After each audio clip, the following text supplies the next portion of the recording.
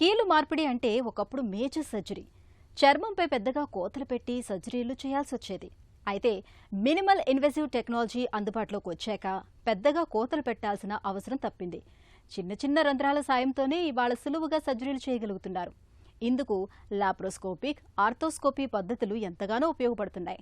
తక్కువ కోతలతో కీళ్లను బాగు చేస్తున్న మినిమల్ యాక్సెస్ జాయింట్ రీప్లేస్మెంట్ సర్జరీల గురించిన పూర్తి వివరాల్ని డాక్టర్ని అడిగి ఇప్పుడు తెలుసుకుందాం.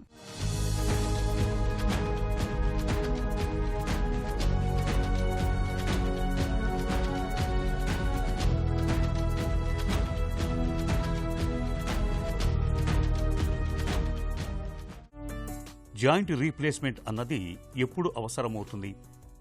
అరుగుదల స్టార్ట్ అయిన తర్వాత stage 1, stage 2, stage 3 and stage 4 ఉంటుంది.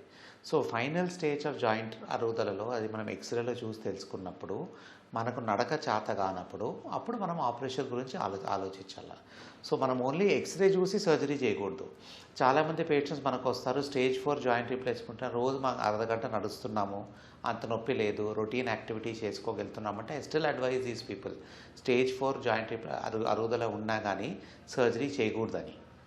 బికాస్ వాళ్ళకు ఓన్లీ పెయిన్ ఎక్కువై నడక చేత కానప్పుడే మనం సర్జరీ గురించి ఆలోచించాలి. సో మనకు క్వాలిటీ ఆఫ్ లైఫ్, మనకు జనరల్ లైఫ్ క్వాలిటీలో డిసేబిలిటీ ఉంటే, అంటే మనం నడక చేత కానప్పుడు ఇంట్లో పనులు, బయటికి పోయేది, బయట చేసేది, రోజు మనం బాధపడుతుంటే అప్పుడు మనం సర్జరీ గురించి ఆలోచించాలి. ఎర్లీ స్టేజ్లో చేసేది నష్టము, చాలా డిలే చేసినా కానీ నష్టము. సో మనం ఎప్పుడు చేత కాలేదో ఏజ్ బట్టి చూసుకొని 50, 60 దాటిన తర్వాత, 70 దాటిన తర్వాత, మనం ఏజ్తో క్రైటీరియా కాదు. కొంతమందికి చిన్న వయసు వాళ్ళకి చేస్తాము, కొంతమందికి ఓల్డ్ వయసు వాళ్ళకి కానీ చేస్తాము. So functional capacity and severity of arthritis ఎక్స్రేలో చూసి మనం డిసైడ్ చేయాలి. సంప్రదాయ జాయింట్ రీప్లేస్మెంట్ సర్జరీలు ఎలా ఉంటున్నాయి? జాయింట్ రీప్లేస్మెంట్స్ ట్రెడిషనల్గా మనం చేసేటివి are basically using mechanical instruments. అంటే ఇది లాస్ట్ 35-40 ఇయర్స్ నుంచి చేస్తున్నాము. ఇండియాలో మనకు లాస్ట్ 20-25 ఇయర్స్లో కేసెస్ చాలా రొటీన్గా చేసేది అన్ని మెకానికల్ ఇన్స్ట్రుమెంట్స్తో. సో అది మెకానికల్ ఇన్స్ట్రుమెంట్స్ చేసినా కానీ రిజల్ట్స్ బాగుంటాయి, సక్సెస్ బాగుంటుంది, లాంగ్ టర్మ్ రిజల్ట్స్ బాగుంటాయి. But there are some cases who do not adjust well with this mechanical instruments. వాళ్ళలో కొంచెం ఫెయిలియర్ రేట్స్ ఎక్కువ కనపడుతుంటాయి. That is only 5-10%. ఈ ఫెయిలియర్ కేసెస్ ఎందుకు వస్తున్నాయని ఎవాల్యుయేట్ చేస్తే దాన్ని మనం ఇప్పుడు రీసెంట్గా చేసేది రోబోటిక్ సర్జరీతో కొంచెం అడ్వాంటేజెస్ ఉండి కొంచెం బెటర్ రిజల్ట్స్ తాగెళ్తున్నాము. సో సర్జరీ చేసేది నార్మల్ చేసుకోవచ్చు, రోబోటిక్ ఆల్సో చేసుకోవచ్చు. రోబోటిక్కి ఒక 5-10% అడ్వాంటేజెస్ ఉంటాయి, ఫంక్షనింగ్ బెటర్ ఉంటుంది, మొబిలిటీ కొంచెం, ఫ్లెక్సిబిలిటీ కొంచెం ఎక్కువ రావచ్చు, and overall pain, blood loss compare to traditional surgery కొంచెం తక్కువ ఉండొచ్చు. సో నార్మల్ చేసినా తప్పు లేదు, రోబోటిక్ చేసినా is okay, but that depends on the doctor and also the patient's paying capacity. నేను లాస్ట్ 20-25 ఇయర్స్ వచ్చి రోబోటిక్ నార్మల్ సర్జరీస్ చేస్తున్నాము. చేసిన వాళ్ళు 99%, 99.5% అందరూ బాగున్నారు. దీన్ని మనం రిజల్ట్స్ బెటర్ కావాలా, రికవరీ బెటర్ కావాలంటే రోబోటిక్ ట్రై చేయవచ్చు. But both are good techniques. తక్కువ కోతతో దెబ్బతిన్న కీళ్లను బాగు చేయొచ్చా? So minimal access surgery or minimal invasive surgery అనేది, మినిమల్ యాక్సెస్ మనం ఎక్కువ మాట్లాడేది లాప్రోస్కోపీ, ఆర్థ్రోస్కోపీ, అంటే చిన్న హోల్స్తో పెట్టి కెమెరాల్లో చూసేది. మనకు జాయింట్ రీప్లేస్మెంట్ వాడే వర్డ్ అంటే దాన్ని మినిమల్ ఇన్వేజివ్ సర్జరీ అంటాము. So even 20 years back minimal invasive అంటే బయట చేసే స్కిన్ కోత, మనం కట్ చేసి లోపల పోయి ఆపరేషన్ చేసేది చిన్నగా ఉండాలని. Now that minimal invasive methods పోయేసి ఇన్సిషన్ కొంచెం పెద్దగా ఉన్నా కానీ లోపల మనం కండరాలని డ్యామేజ్ చేయకూడదని ప్రిన్సిపల్స్ వచ్చినాయి. అంటే ఇన్సిషన్ బయట ఉన్నా కొంచెం 1 సెంటీమీటర్ పెద్దగా ఉన్నా లోపల కండరాలు ఎక్కువ డ్యామేజ్ కాకూడదు. సో దాన్ని మనం మినిమల్ ఇన్వేజివ్గా టిష్యూ డ్యామేజ్ చేయకుండా చేయగలిగితే రిజల్ట్స్ బెటర్ ఉంటాయి. నా స్టాండర్డ్ సర్జరీలో, నీ రీప్లేస్మెంట్లో మనం చేసినప్పుడు టిష్యూ రిలీజెస్ కొన్నిసార్లు ఎక్కువ ఉండొచ్చు. బట్ రోబోటిక్ వాడినప్పుడు మనకు టిష్యూ సిచ్యువేషన్, మనకు ఆపరేషన్ ముందే మన టిష్యూస్ ఎట్లున్నాయి, ఏది టైట్ ఉంది, ఏది లూజ్ ఉంది మనకు తెలుస్తుంది. సో దాని మూలంగా మనము minimal invasive surgery with less tissue damage రోబోటిక్లో ఖచ్చితంగా చేసుకోవచ్చు. రిలీజెస్ తక్కువ ఉంటాయి, దాంతో ఆబ్వియస్లీ పోస్ట్ ఆపరేటివ్ పెయిన్ కొంచెం తక్కువ ఉంటుంది and recovery also slightly faster ఉంటుంది. ఆర్థోస్కోపీ పద్ధతిలో జాయింట్ రీప్లేస్మెంట్ సాధ్యపడుతుందా? ఆర్థ్రోస్కోపీ సర్జరీ చేసేది మనం ఓన్లీ ఫర్ వేరే కండిషన్స్ అండి.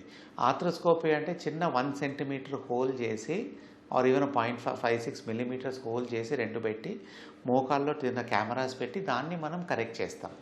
ఆర్థ్రోస్కోపీ షోల్డర్కి ఉంటుంది, నీకు ఉంటుంది, అది అదర్ జాయింట్స్కి ఉంటుంది, కానీ 90% ఆర్థ్రోస్కోపీస్ ఆ షోల్డర్ అండ్ నీ. ఇది మనం లోపల ఉంటే లిగమెంట్ డ్యామేజ్ అయినా కానీ రీకన్స్ట్రక్షన్ చేయాలన్నా, లిగమెంట్ రిపేర్ చేయాలన్నా, లోపల మెనిస్కస్ ఏమైనా డ్యామేజ్ అయినా దానిల కోసం వాడాలా. డెఫినెట్లీ నీ రీప్లేస్మెంట్ కోసం అయితే ఆర్థ్రోస్కోపీ రోల్ ఏమీ లేదు. And arthroscopy is only for youngsters with sports injuries or other knee injuries while falling down. Replacement procedures are always మనకు ఎక్కడ వరల్డ్లో అయినా open procedures only. With less tissue damage robotic వాడితే recovery also better ఉంటుంది. తక్కువ కోతతో surgery చేయటం వల్ల ప్రయోజనాలేంటి? సో మనం రోబోటిక్ సర్జరీ చేసినా, ఏ సర్జరీ చేసినా మనం లోపల కండరాల్ని డ్యామేజ్ చేయకోకుండా పేషెంట్ రికవరీ తొందరగా తాగెళ్తే వాళ్ళకి పెయిన్ తక్కువ ఉంటుంది అండ్ ఆల్సో రికవరీ ఫాస్టర్ ఉంటుంది and long term results also better ఉంటాయి. So any surgery that we do లోపల డ్యామేజ్ చేయకుండా చూసుకోగలిగితే with minimal invasive, not only skin. Even 20 years back అందరూ స్కిన్ ఇన్సిషన్ తక్కువ ఉండాలనుకునేది, కానీ లోపల డ్యామేజ్ గురించి ఎక్కువ మాట్లాడేది కాదు. Nowadays we are all talking about skin incision రీజనబుల్గా ఉన్నా, కొంచెం తక్కువ ఉన్నా పర్వాలే, బట్ లోపల కండరాల డ్యామేజ్ తక్కువ కాకూడదు. సర్జరీ చేసేటప్పుడు అవి మసిల్ పెయిన్స్ డ్యామేజ్ కాకోకుండా tissue sparing, muscle sparing approaches చేసేది విల్ గివ్ బెటర్ రిజల్ట్స్. తక్కువ కోతతో సర్జరీ చేయటం వల్ల సమస్యలు ఏమైనా ఎదురవుతాయా? ఇప్పుడు ఫాలో చేసే ప్రిన్సిపల్ ఏమంటే చాలా చిన్న కోత అవసరం లేదు. ఏది మనకు ఎంత రీజనబుల్గా అవసరం ఉందో అంత ఓపెన్ చేసి కండరాల డ్యామేజ్ కాకోకుండా getting a good result. So ultimately మనం సర్జరీ చేసిన తర్వాత 1 centimeter ఎక్కువ కోత పెట్టినా కానీ, ఇన్సిషన్ ఎక్కువ చేసినా కానీ అది మనకి 20 సంవత్సరాలు సరిగ్గా రాగలితే it is well done. So సరిగ్గా సర్జరీ చేయాలంటే ఆప్షన్స్ ఆఫ్ కొంచెం ఇన్సిషన్ ఉండాలి. సో చాలా చిన్న ఇన్సిషన్స్ డిసడ్వాంటేజెస్ ఆర్ కొన్నిసార్లు టిష్యూ డ్యామేజ్ ఎక్కువ కావచ్చు because of smaller incision. So ఆ ప్రిన్సిపల్స్ ఇప్పుడు పాటించము. అండ్ కొన్ని స్టడీస్లో కానీ ఇంప్లాంట్ వేసే దాంట్లో, సిమెంటింగ్ చేసే దాంట్లో ఫాల్ట్స్ వచ్చినాయి. So we don't use that total minimal invasive ఈ ప్రెసెంట్ లాస్ట్ 5 to 10 yearsలో వాడట్లేదు కంప్లీట్గా. సర్జరీల శకానికి వేగంగా కాలం చెల్లిపోతోంది. కీలు మార్పిడి సర్జరీల్లో ఇవాళ మినిమల్ ఇన్వెజివ్ టెక్నాలజీకే పెద్దపీట వేస్తున్నారు. లాప్రోస్కోపీ, ఆర్థోస్కోపీ విధానాలతో సాధ్యమైనంత తక్కువ కోతలతో నేడు కీళ్లను బాగు చేస్తున్నారు.